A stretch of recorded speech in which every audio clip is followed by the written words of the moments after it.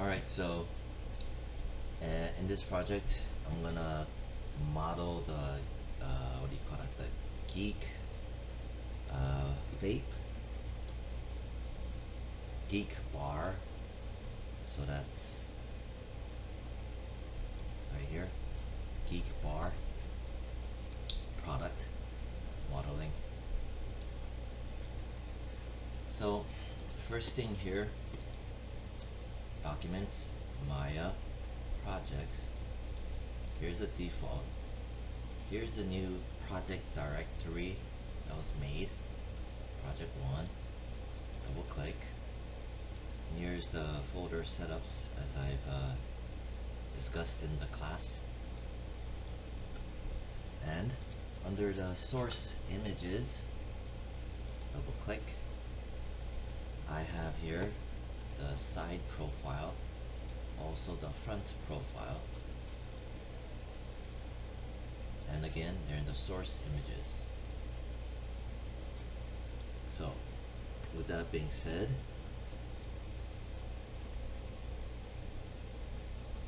spacebar, and here we are. I need to select my front camera, then to go into the attribute editor. I'm going to close all of this, and then all I'm going to look for is my environment, image plane, create. That's for the front. I'm going to go into the outliner, double tap in there. I'm going to type in front image underscore, so I know what this is. Then I'm going to just close all this other stuff. I need to plug in an image into the image plane, so I need to click on the folder. That takes me automatically to, well, I noticed that my project directory is set to default, so I need to change that. So under current project, I'm going to set it to project 1, right there, right.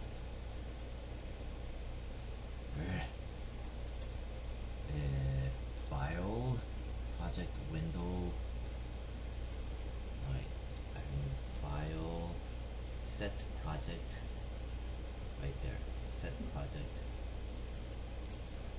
project 1, product modeling, set. Okay, good.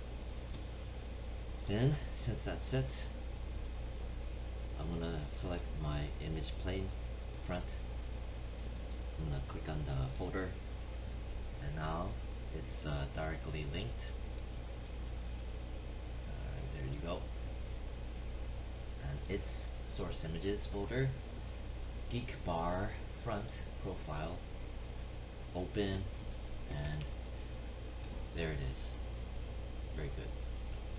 Then I'm going to select my side, and then attribute editor, create. Then I'm going to click on the folder, and then I'm going to plug in the side image, open, and there you go. I'm going to select my front image. Wait, let me select the new one that was just made. Double click. I'm going to name it as underscore side image underscore, enter. And while I'm at it, with it selected, the color gain, I'm gonna drop it down a notch because it gets pretty bright, and eventually you start to have a hard time seeing the actual wireframe of the mesh. So then I'm gonna select the front image, color gain, tone it down a bit. Good. I'm gonna go in, I'm gonna select the front image, and I'm gonna click on the channel box, If you don't see it like this exactly, just click outside and reselect it, and it should go back to normal. It's just a glitch. Front image selected. I'm going to press D as in David for a live pivot. Carefully move the up arrow down. Zoom in, zoom in, zoom in. There. Now I'm going to press W to get out of the live pivot. I'm going to lift it up. Click outside. There. So it's aligned. But I noticed that it's a little bit taller. So I'm going to select it again. Now since my pivot point's way down here, I can press R and easily scale it down from the bottom up. So from the center cube with the R for scale. There.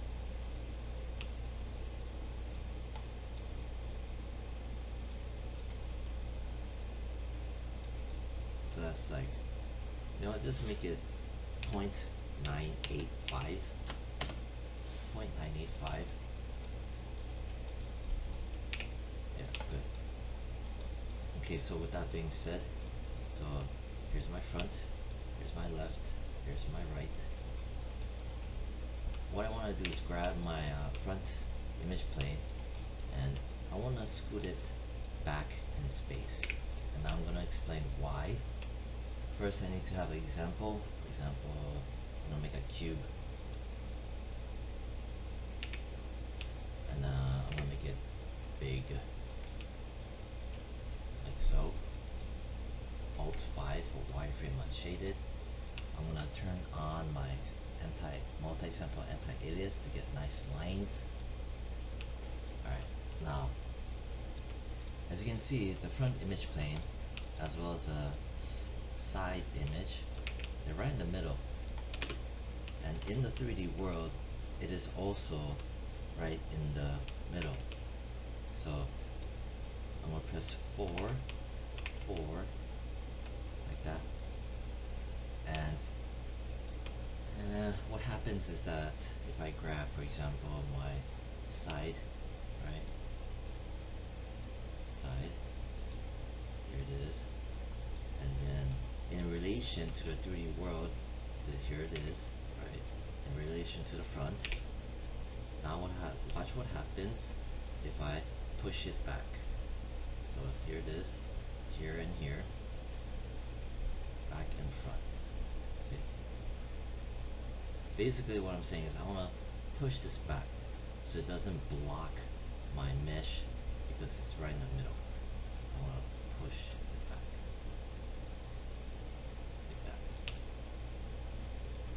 It was important for me to show this because this gets in the way many other times in other situations, and it's good to show now.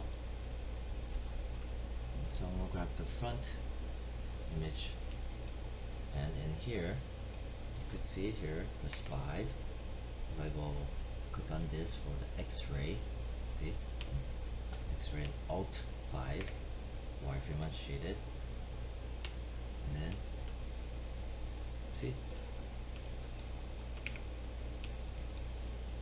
and then here I'm gonna, if I push it forward versus if I push it back, see,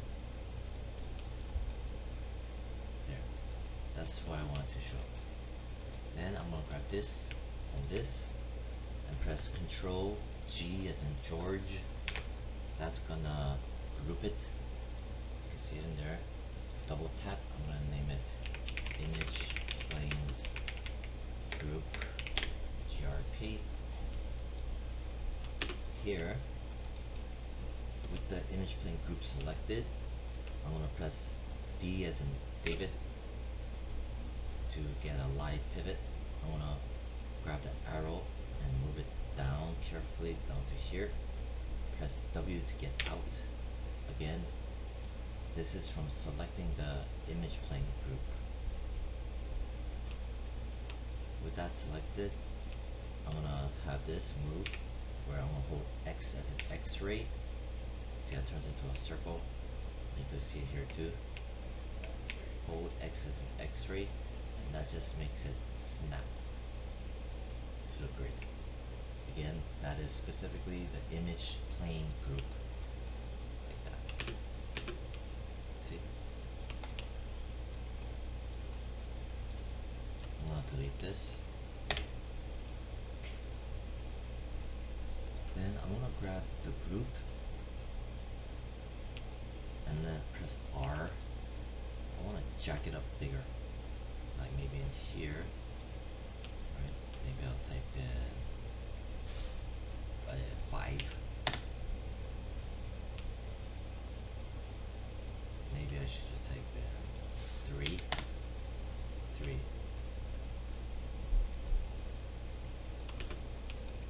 Yeah, I like 3. 3 is good. Okay. So the reason why I'm modeling it bigger this time around is that if you ever have to go inside of the mesh, you have room to navigate within the mesh. Whereas if you model smaller, it's harder to do that. So I did that. Okay. Then I'm going to grab both of the image cards, image planes, and in here I'm gonna click on this, double tap, underscore, and ortho images underscore, save. In the last box I'm gonna click once, click twice. Now it's set to reference. Okay, so wait, before I do that, I'm gonna unlock it because I need to select it, both one of them at a time, spacebar, and I want it so that I can see it in my orthographic but not see it here in my 3D. So I select the card, just the card, attribute editor, look through the camera, and set to front. See, front. Now I don't see it in the 3D world, but I do see it in the orthographic. Good. I'm gonna select this side here, look through camera, set it to side. Boom. Nice. Channel box. I'm gonna go back here, set it to reference, so I don't grab it. Alright, good start. I'm gonna go Control Shift S. I'm gonna name it this. Geek bar with underscores. WIP for work in progress underscore 01. Save. And there you have it. So that's that part. And I think I'll just maybe do one or two other things. Keep the video short for this one. So I guess the next thing I'm going to do is here, and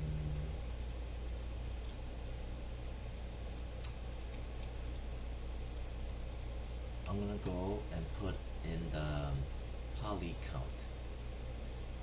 So display, heads up display, poly count, Control Shift left click. Yeah. Click it. There you go. Unclick it. Click it. Make sure that the cube is large. If not, right click, preferences, large, 100%. Save. So that's that. Alright. And then a couple of things. I'm gonna select the side image, attribute editor. Alright, we already got that, that's good. Thought I didn't do that for a second.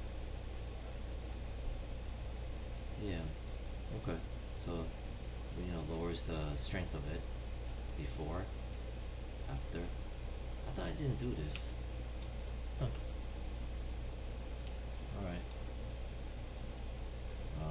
did record it once or twice over because the old video had some issues. So if you don't have this, make sure it's dropped down like that. Like for example, this one too. I'm just grabbing it from the outliner because I have it set to reference the display layer. And make sure that this too is also lowered so that it's darker like that. Okay. And I think I'll leave it like this for this video. And then I'll just save it again. Control Shift S 02. And that'll be that for this video. Alright, bye.